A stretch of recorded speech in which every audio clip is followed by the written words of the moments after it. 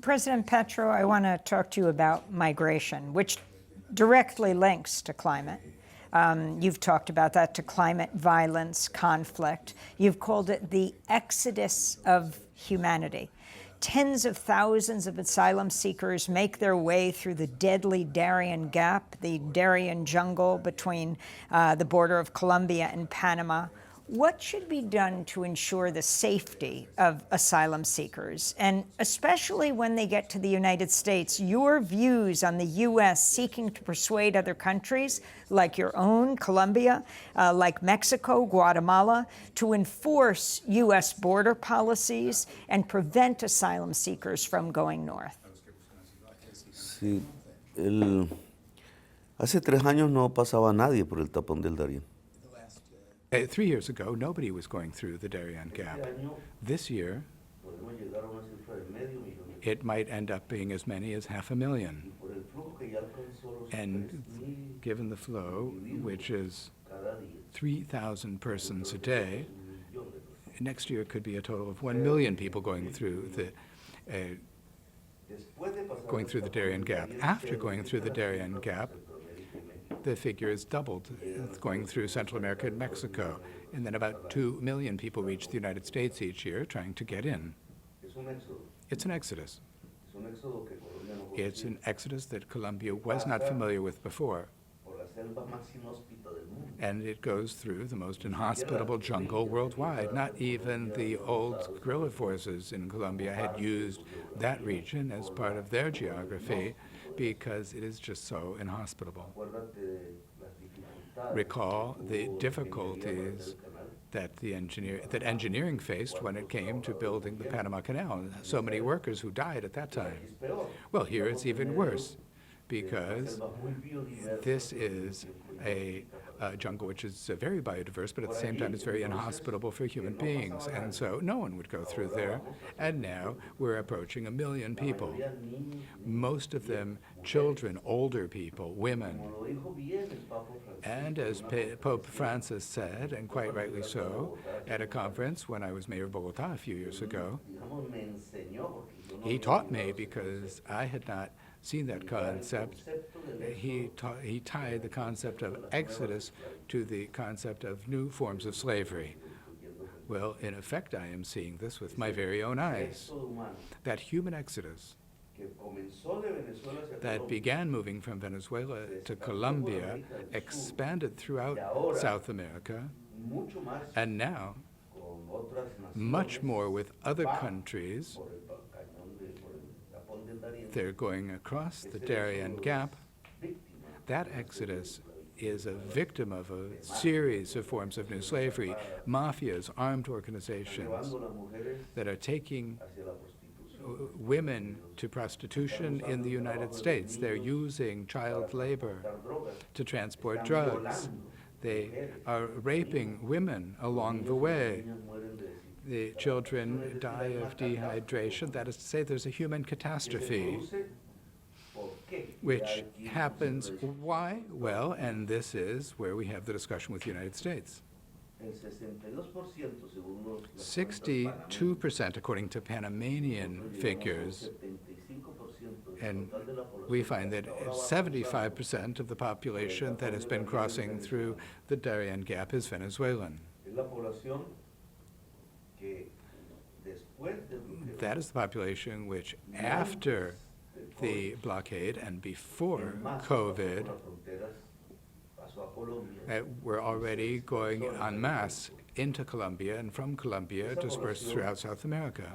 That population now wants to go to the United States.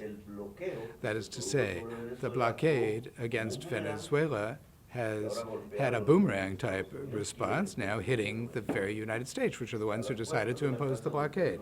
So knocking at their door are the population that they drove into poverty. Venezuela is a rich country. They have endless amount of oil and gas, and Venezuela's population was relatively stable. Whatever the regime, whether it was under Chavez or what they call el punto fijo, but with the blockade, the standard of living of these persons collapsed. They basically totally threw off the equilibrium that the majority of Venezuelans were accustomed to. Many of them have left, and now what they want is to make it to the United States. How can one partially reduce the exodus? Well, lift the blockade against Venezuela. Have you discussed with President Biden lifting the embargo against Venezuela? And also, you were just in Cuba for the G77 meeting, lifting the embargo there, the effects that these embargoes have. El caso cubano es un poco The Cuban case is más estridente, even more strident, we could say, porque Cuba está sumida en because Cuba dos listados. is on two lists. Uno, el de bloqueo desde hace muchas décadas. One, the blockade, or embargo, which dates back so many decades, and the other, which was it was added to a list of countries that sponsor terrorism. And the second list imposes even more radical measures, such as, for example, that they're not able to buy medicine abroad, medicines which are necessary for health inside the country. It's a real crime. People who are ill, it kills people who are ill. That list, which was put together by the United States, or in the face of that list, President of Colombia, who was an enemy of peace in Colombia, used it, insisting that the Trump administration should put Cuba back on that list, succeeded in doing so. And the excuse was that Cuba was the scenario of peace talks between the ELN guerrillas and the Colombian government. It was the Colombian government under President Santos that asked Cuba to provide its territory, and Cuba did so in good faith. And then when Duque came in as president, and he was not happy with that peace process and shut it down, he asked Cuba to turn over as prisoners the ELN, National Liberation Army peace negotiators. So this was a real betrayal. The two states had already signed an agreement saying that couldn't happen because that was to guarantee peace talks. And given Cuba's unwillingness to turn over these persons, who today are negotiating peace with me and who are about to reach a situation where that war would be put to an end, taking advantage of that, Duque asked Trump to put Cuba on the terrorist list. And I'm surprised that Biden has continued with that. I discussed that topic with him. I discussed the Venezuelan question with him, seeking for there to be a progressive unblocking or removal of the blockade at the same time as certain credible guarantees would be given for free and fair elections in Venezuela. It's a very long process. It's very slow. What one finds is increasing poverty in Venezuela. And I've spoken with Cuba and with the United States about the need to at least remove Cuba from the list of countries that help terrorism, because Cuba is helping us to make peace. It's just the opposite of what that list is all about. Nonetheless, we have also seen in the U.S. government a great sluggishness. And at the end of the day, it makes the Biden administration look like the Trump administration. And it is leaving certain scars with Latin America that I think we need to have heal. We need to overcome them, because at the end of the day, both those in the North, the English speakers in the North, and the Latinos in the South, and the Afro-descendant peoples throughout the Americas, and the indigenous peoples throughout the Americas, we all need to understand one another, because we have common problems. One of those that I proposed to Biden is that as the United States is the largest emitter of CO2, well, we have the greatest sponge for soaking up CO2 in the South, the Amazon jungle, and we need to come to an agreement.